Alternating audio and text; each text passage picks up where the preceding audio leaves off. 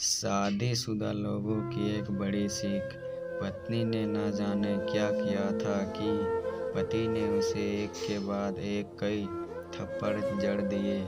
हमेशा हर सिचुएशनों को शांति से हैंडल करने वाली पत्नी भी इस बार इतनी अशांत हो उठी कि उसने अपनी चप्पल ही निकालकर पति को और दे फेंकी।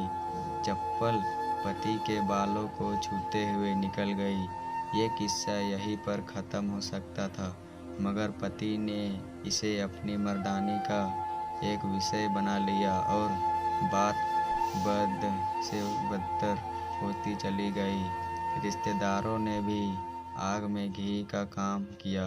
किसी ने कहा जो औरत अपने पति को चप्पल से मार सकती है वो ना ही वफादार हो सकती है और ना ही पतिव्रता। ऐसी औरत परिवार ही नहीं पूरे समाज पर ही कलंक की तरह है।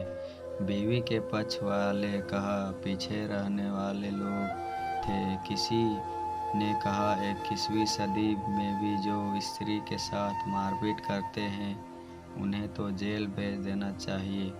तो कोई कहता जरूर उसको कोई और पसंद आ गई होगी इसलिए अब पत्नी से मारपीट करने लगा है। बात कोर्ट तक पहुंच गई। दोनों पक्षों ने एक दूसरे के खिलाफ केस फाइल कर दिया। पति ने चरित्रहीन होने का तो पत्नी ने दहेज और शारीरिक उत्पीड़न का आरोप लगाया। 2 वर्षों से अधिक समय तक के लिए केस चला था। इन 2 वर्षों के दौरान दोनों पति पत्नी अलग अलग रहे थे। इन 2 वर्षों के दौरान दोनों पक्षों के समर्थकों की संख्या कम हो गई थी। पहले जहां दोनों पक्षों के समर्थकों का समूह होता था, अब गिने चुने लोग रह गए थे। पति और पत्नी दोनों की आर्थिक स्थिति भी इस समय के दौरान नीचे गिर चुकी थी, जिन्हें वो अपना शुभचिंतक समझ रहे थे। पैसों की बात आते ही उन्होंने अपना पलड़ा झाड़ लिया था। अगर कोई देने को राजी भी हुआ तो मोटे ब्याज के शर्त पर। आखिर वही हुआ जो सब चाहते थे, डाइवोर्स। हर कोई खुश था, दोनों पक्षों के रिश्तेदार, उनके माता पिता और दोनों के वकील। लेकिन 5 साल की सुखद शादी और एक सुंदर बेटी होने के बाद मिले इस डाइवोर्स से पत्नी मुक्त थी और पति शांत। शायद एक इत्तेफाक ही था कि इस खुशी को मनाने के लिए दोनों पक्ष के लोग एक ही चाय की टपरी बैठे आमने सामने।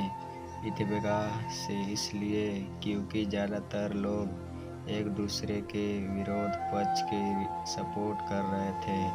वे एक दूसरे को अच्छे से जानते भी नहीं थे। पति पत्नी भी इन सभी से दूर एक दूसरे के सामने मेज पर बैठे।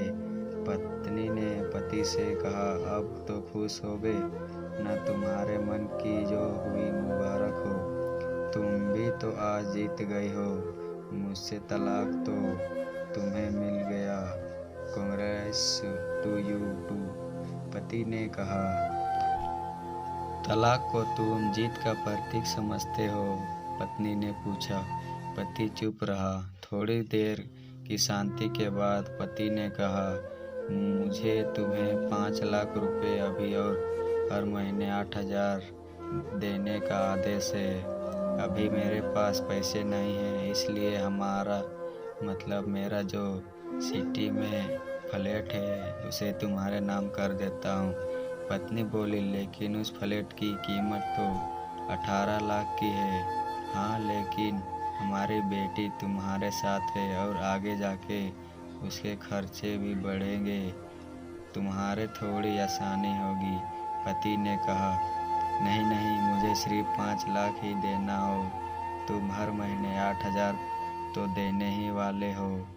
मैं मैनेज कर लूँगी। अगर 5 लाख नहीं है तब भी मैं कोई बात नहीं, पत्नी बोली। दोनों फिर से शांत हो गए।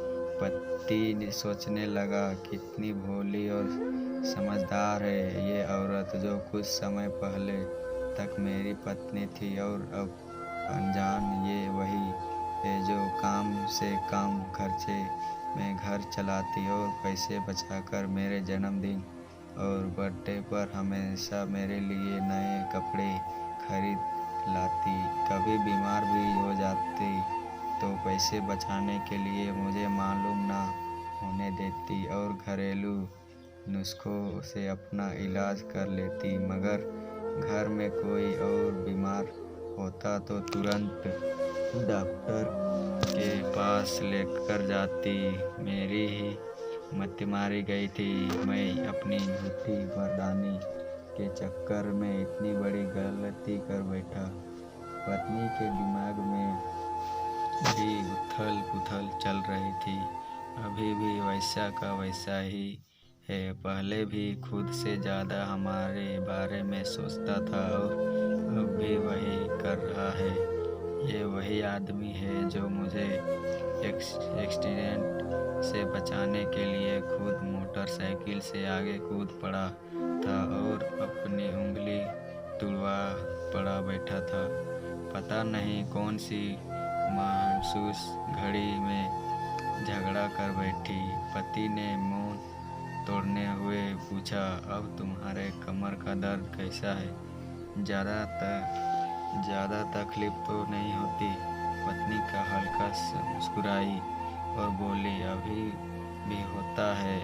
अब तो पेट भी कमरेस उठते हैं। वो तो होगा ही। तुम योगा या कसरत भी तो नहीं करती हो। अब किसी महीने को कोलेस्ट्रॉल जो ज़रूर लिखा देना। पति ने कहा, तुम बताओ तुम्हारा अवस्था कैसा है? अब क्या अब मैं भी दौड़ पड़े?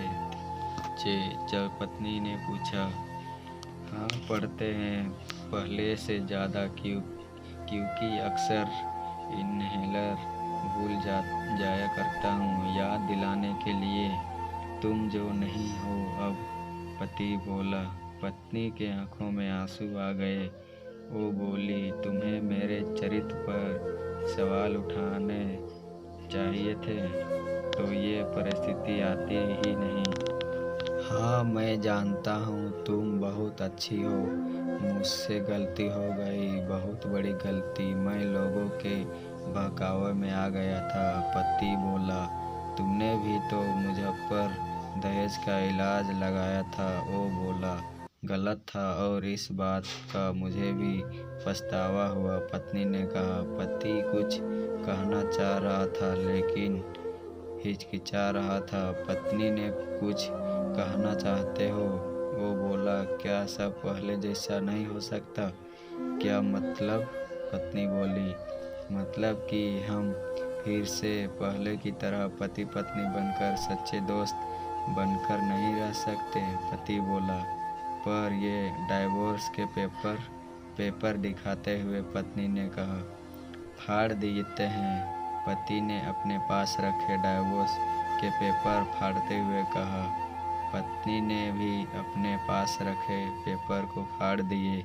सभी हैरान थे। वकील, रिश्तेदार और माँ बाप, पति पत्नी दोनों एक दूसरे के हाथ पकड़े अपने घर की तरफ चले गए। दोस्तों, ये कहानी उन हर पति पत्नी के लिए बड़ी सीख है जो छोटी छोटी बातों पर लड़ते हैं और इन झगड़ों को बड़ा बना के अलग होने का डिसीजन लेते हैं। प्यार और झगड़ा तो एक सिक्के के दो पहलुओं की तरह है। दोनों को स्वीकार करना होगा, तभी ये पवित्र रिश्ता उसकी मंजिल पहुंचा पाएगा। दोस्तों, यह हमारा वीडियो पसंद आया तो वीडियो को लाइक, कमेंट, शेयर और सब्सक्राइब ज़रूर करें।